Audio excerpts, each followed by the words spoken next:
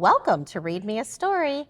It's Miss Tonja today, and I have a special friend because we're going to talk about special friendship books today, and this is my special friend, Miss Robin.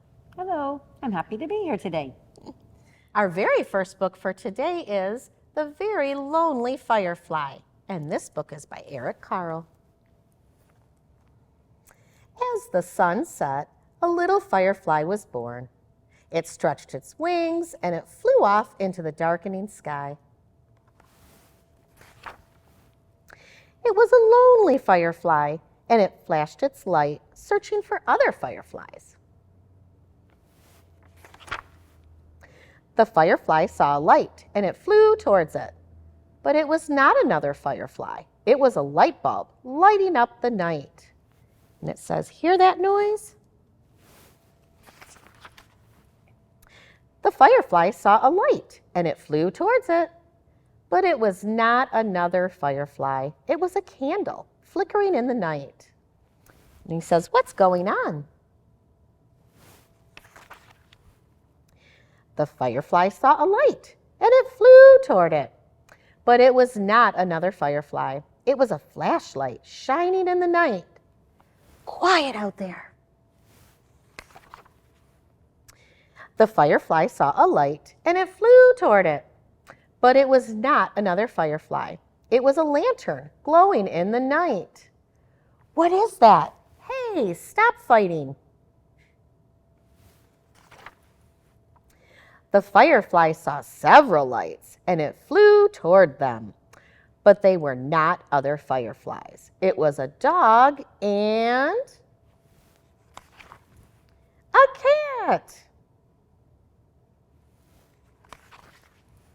An owl, their eyes reflecting in the light. The firefly saw a light, and it flew toward it. But it was not another firefly. It was a car's headlights flooding the night. "Wow, it's beautiful." The firefly saw many lights and flew toward them. But they were not other fireflies. They were fireworks, sparkling and glittering and shimmering in the night. Wow, that's a lot. When all was quiet, the fireflies flew through the night, flashing its light, looking and searching again. Then the very lonely firefly saw what it had been looking for. A group of fireflies flashing their lights. Now the firefly wasn't lonely anymore. The end. Stay tuned. We'll be right back for our next story.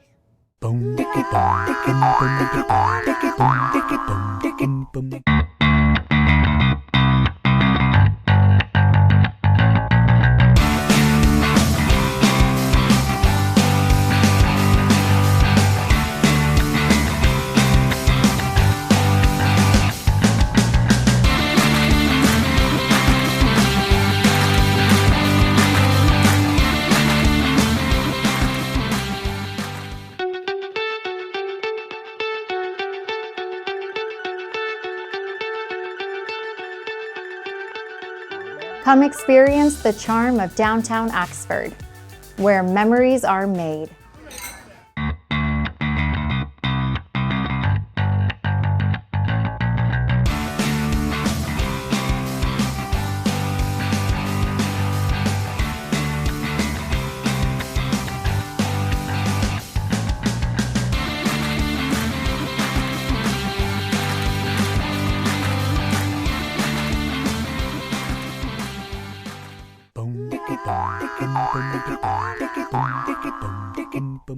I am going to read Shy Robin and the First Day of School by Jamie Kim.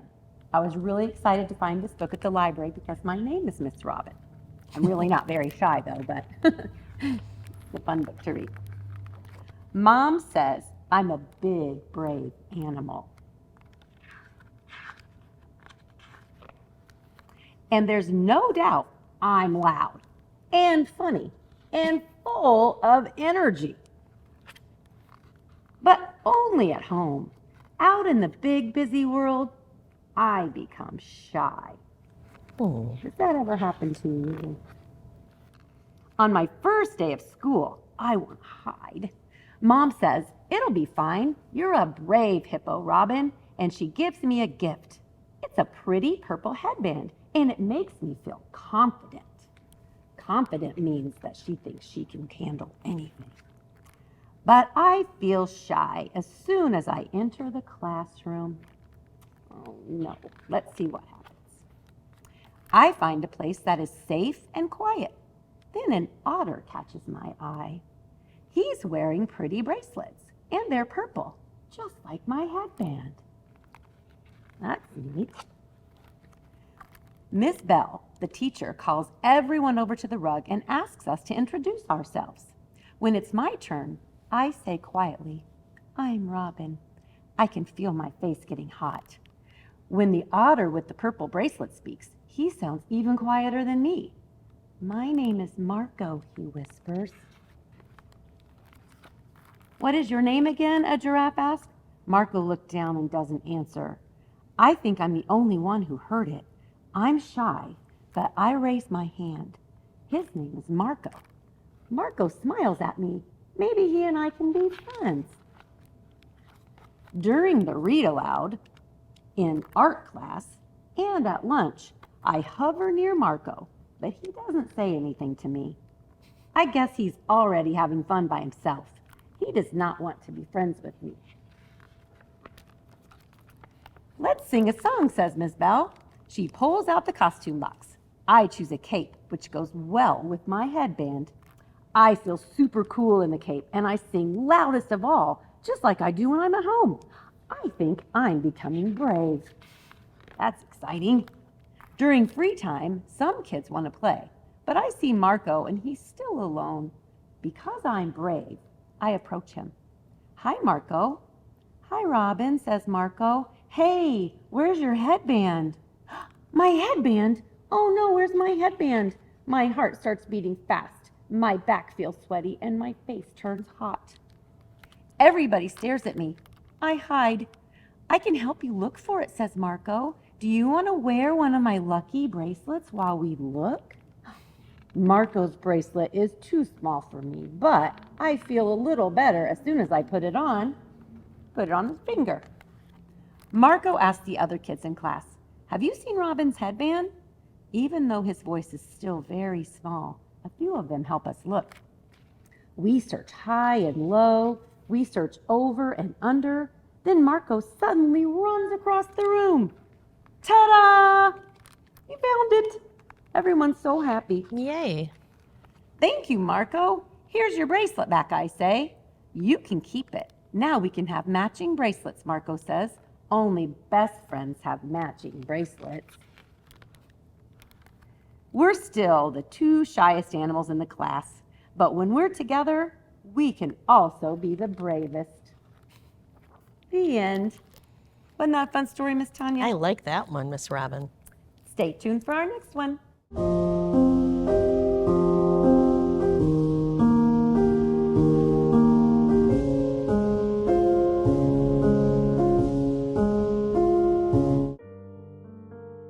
Olivia was a free-spirited, very sensitive little girl. She became ill, and then they revealed a mass on her brainstem. She herniated on the brain and died.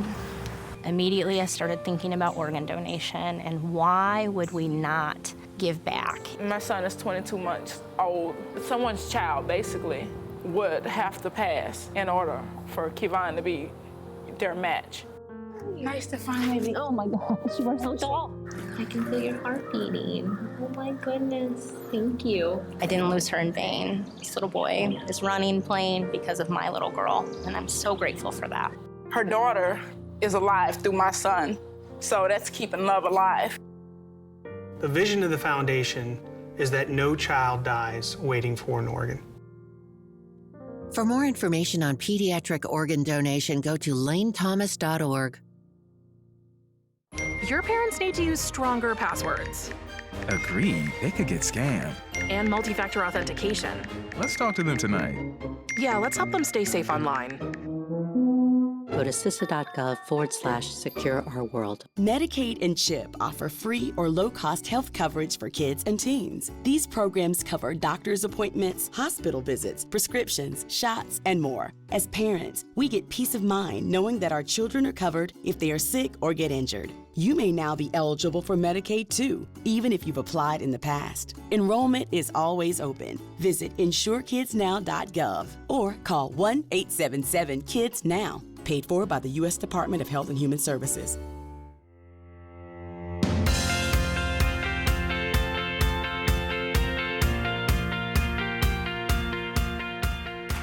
We're back, and it's time for our next book. And this book is That's What Friends Are For, and it's by Valerie Gorbachev. It was a nice Sunday morning. Goat woke up in a very good mood. His best friend Pig had invited him to dinner. I wonder if my friend Pig has woken up yet, said Goat. Oh no, exclaimed Goat. He saw his friend Pig through the window. Friend Pig was in tears. Oh no, I wonder what happened. Oh dear, said Goat. What could have happened to my friend Pig?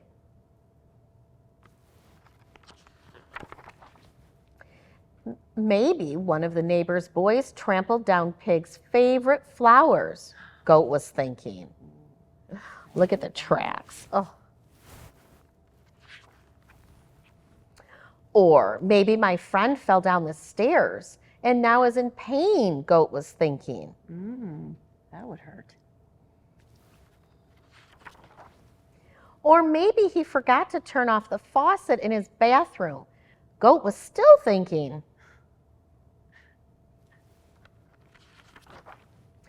Or maybe he forgot to turn off the iron and he burned his favorite shirt, Goat was mumbling. Oh, that looks dangerous. Ooh. Or he baked an apple pie for our dinner and robbers took it from him, Goat was whispering. Goat has quite an imagination. Goat ran to the window. Don't cry, my friend, he shouted. I'll bring you fresh flowers from my flower garden. Oh, that's nice. If you have broken your leg, friend Pig, I will play chess with you every day to make you forget the pain. If you have flooded your house, I will help you mop. Count on me. What a helper. It's a very nice friend. If you have burned your shirt, I will bring you my new shirt to wear. Don't worry. And if robbers stole your apple pie, I will make a new cabbage pie for our dinner. Never fear. Do you like apple pie or cabbage pie? I'd choose apple. How about you? I think I would too. I haven't tried cabbage pie. It was only late afternoon, but Goat couldn't wait a minute longer. He ran out of the house to Pig's house. He was carrying flowers, a chess game, a mop, a new shirt, and a cabbage pie in his hand. Wow, he can handle a lot of stuff. Hello, friend Goat, said Pig through his tears. You are early, and I'm still making dinner. Look at those tears. Wow. Will you help me cut more onions for my stew? Sure, said Goat. What's happening?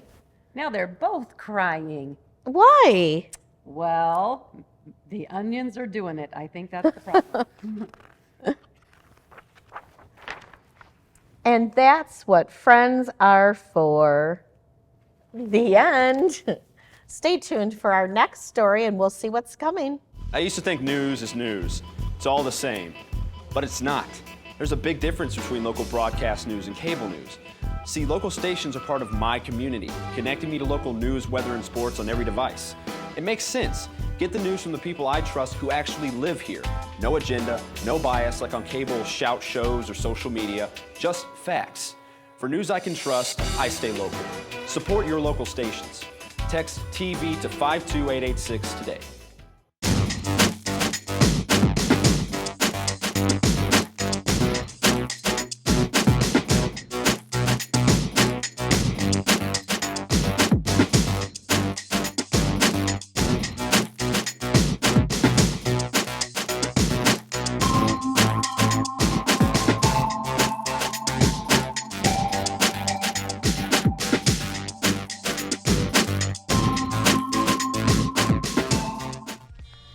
gonna dance with Tonja.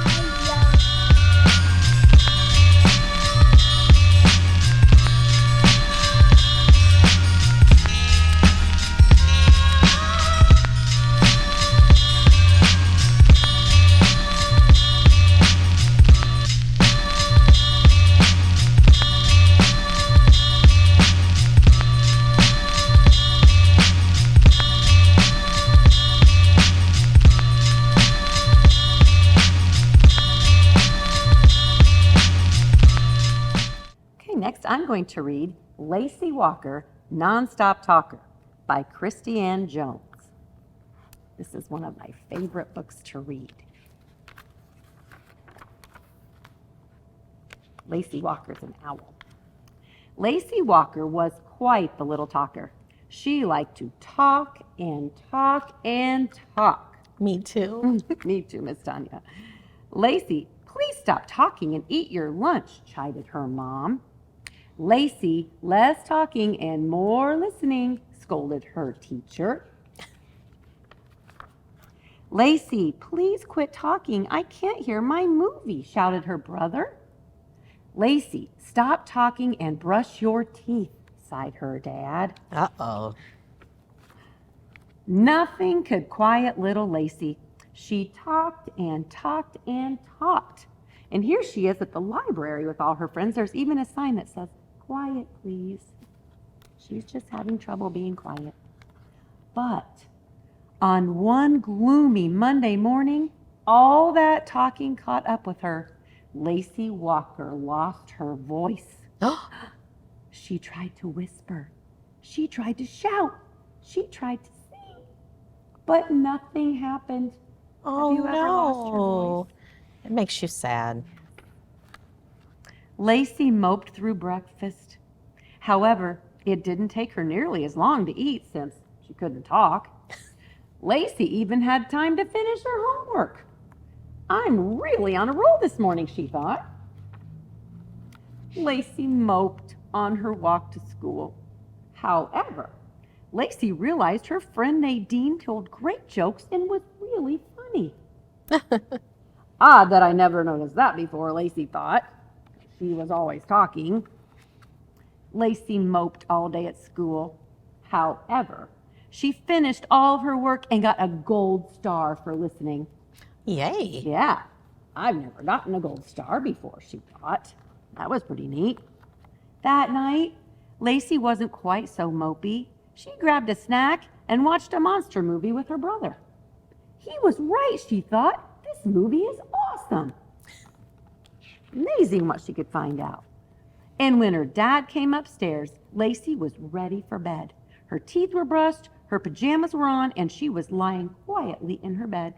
They even had time to read 2 extra books. Yay. The next morning, Lacey woke up feeling great. Not only could she talk again, but she could whisper, she could shout, she could sing. This is the best day ever, Lacey declared. Lacey raced downstairs, talking the entire way. Oh my goodness, I have so much to say, Lacey said. Nadine is hilarious. Gold stars are the best. I like monster movies. But first, I'm going to eat my breakfast, Lacey said with a smile. And as Lacey quietly ate her breakfast, her family talked and she listened.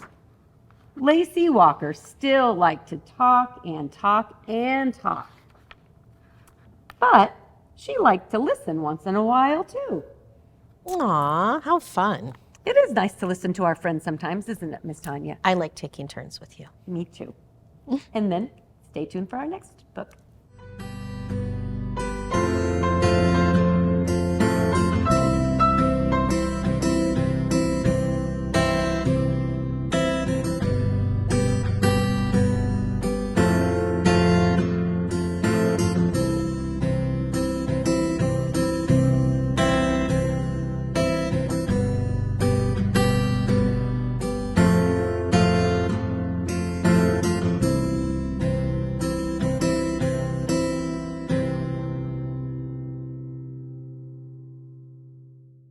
My name is Natalie Moser. I'm a volunteer at Canine Stray Rescue League, and this comedian is Harbo.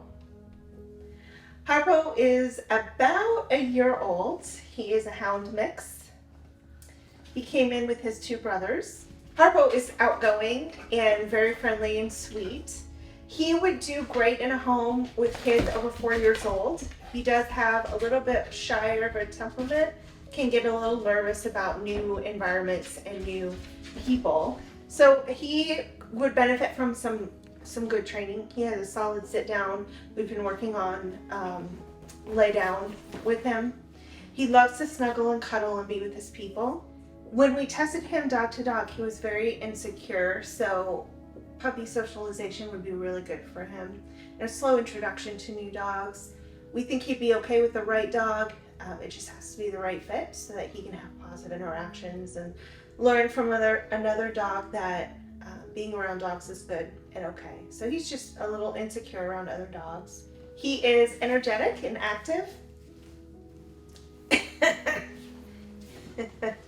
He will need some basic training, manners work, so he knows how to interact in a home and how not to get into the garbage and what he can and cannot play with. He doesn't like toys, but he likes paper, apparently. Harpo is about 1 year old. He is about 27 pounds, and we think he's a hound mix. He has a more submissive personality, so confidence building will be very important with him. A lot of training, a lot of teaching him things so that he can grow and understand and grow into himself. Harpo would do best in an active home, someplace where he can run around and get that puppy energy out, someone with a lot of patience for some of those puppy mannerisms that he still has. If you're interested in Harpo or any of our other adoptable dogs, go to caninestray.com, fill out an application, or come by during our open business hours.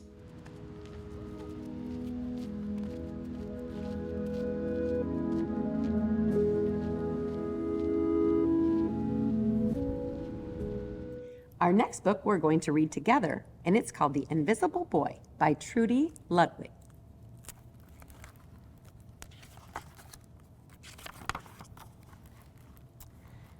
Can you see Brian, the invisible boy? Even Miss Carlotti has trouble noticing him in her classroom. She's too busy dealing with Nathan and Sophie. Nathan has problems with what Mrs. Carlotti calls volume control. He uses his outside voice inside too much. Sophie whines and complains when she doesn't get her way. Nathan and Sophie take up a lot of space, but Brian doesn't.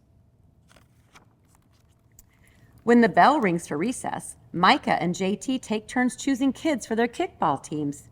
The best players get picked first, then the best friends of the best players, then the friends of the best friends. Only Brian is left, still waiting and hoping. Aww. JT glances in Brian's direction, and just as quickly he looks away. We've got enough players for each team, he tells the others. Let's play ball. Oh, he looks sad. In the cafeteria, Madison and her friends talk about her birthday party. The rope swing over the pool was awesome, said JT. Yeah, so was the water slide, adds Fiona. That was the best pool party ever. I'm so glad you guys had fun, says Madison. Everybody did except Brian. He wasn't invited. At choosing time, while the other kids played board games and read, Brian sits at his table, doing what he loves to do best. He draws fire-breathing dragons scaling tall buildings, space aliens locked in intergalactic battles, greedy pirates digging for treasure, and superheroes with the power to make friends wherever they go. Wow, he is a good artist. On Monday morning, Mrs. Carlotti introduces Justin, a new student to the class. Brian smiles shyly at him. Some of the other kids sneak looks at Justin, trying to figure out if he's cool enough to be their friend. They haven't quite made up their minds yet. I think Brian's smiling a little bit. At lunch, Madison and JT watch Justin eat with his chopsticks. "What's that?" they ask. Madison asks Madison as she points to Justin's food. And the kids laugh. All of them, that is, except Brian. He sits there wondering which is worse, being laughed at or feeling invisible. Right. Because when she asked him what it was, it looks like he says Bulgogi. And she said, "What?" Bulgogi is Korean barbecued beef. My grandma made it for me. It's really good. Do you want to try some? And then they say, "No way." That wasn't very nice, was it this time? The next day, when Justin goes to his cubby to put away his backpack, he notices a piece of paper with his name on it. Here's what the paper says. "Justin, I thought the Bulgogi looked good. From Brian." And he made a picture and it says, "Yum." Aw. That was nice. What a nice gift. At morning recess, Brian finds a piece of chalk on the ground and he starts drawing away. "Hey, Justin," Emilio calls out from the volleyball court. "You're up next." "Sorry, I gotta go," says Justin. "By the way, that was a very cool drawing," he adds before taking off. And here he says, "You're Brian, right?" "Yeah." "Well, thanks for the note." That was nice. Back in class, Mrs. Carlotti asked the kids to team up in 2s or 3s for a special project. The kids scurry around the room to pair off. Brian heads towards Justin. "I'm already with Justin," says Emilio. "Find someone else." Brian looks at the floor, wishing he could draw a hole right there to swallow him up. Mrs. Carlotti said we can have up to 3 people in our group. We're only 2. Come on, Emilio. Let him work with us. Okay, I guess. Well, that was really nice. Yeah, nice of Justin. Mrs. Carlotti gives the class directions for the project. Your assignment is to work together to write a story about what you see in this photograph. Use your imagination and have fun. "Whoa, cool," says Emilio. "What kind of people do you think would live in a house like that?" "I don't know, but I bet Brian could draw them to go with our story," said Justin. Brian smiles and he takes out his lucky pen. He's getting more colorful, isn't he, Miss Tommy? Oh, look at this shirt. So it looks like they're working away on their project. They're working together. They're talking about it. They're cutting and drawing and gluing. And his pants have color too now. Yeah, he's feeling more happy and he's getting more color. And it looks like on the board it says, "The crooked story we made up on the spot." And they all work together. He looks like a pirate and he's got a shark on his head. And look at the dinosaur. That's awesome. Oops. It's lunchtime again, Brian's least favorite part of the day. Another 20 long minutes of kids talking and laughing with everyone else but him. "Brian," he hears someone shout. "Hey, Brian, over here." Brian turns to see Justin waving to him. Emilio nods as Brian makes room for him at the table. That was nice. Maybe, just maybe, Brian's not so invisible after all. Look at that. He's sharing a cookie with him. And look at all the colors he has. I think the end. Thank you for joining us for Stories All About Friends with my friend, Miss Robin. We'll hope to see you next time. Bye. Bye.